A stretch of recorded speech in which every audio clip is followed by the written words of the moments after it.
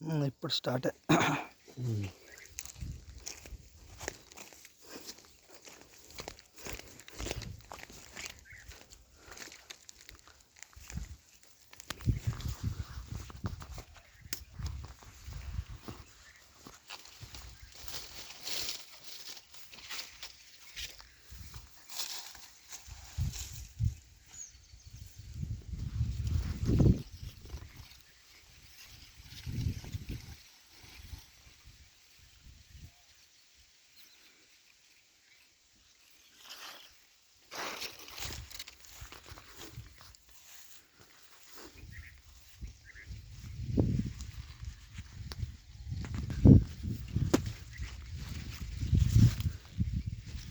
Good morning mister sir.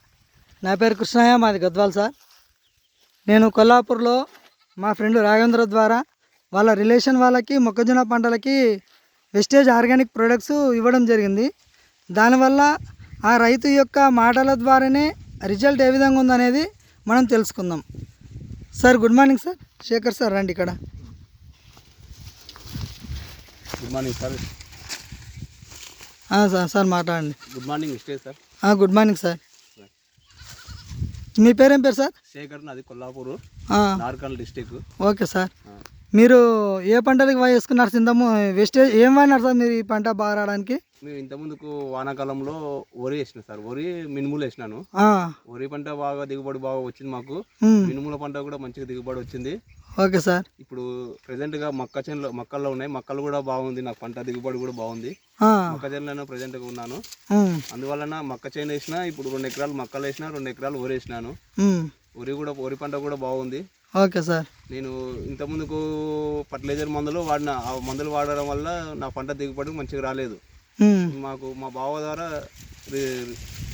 కృష్ణాయన పరిచయం అయ్యి మాకు వెస్టేజ్ మందులు వాడడం వల్ల వానాకాలం పంట కూడా బాగా వచ్చింది. మినుముల పంట వచ్చింది.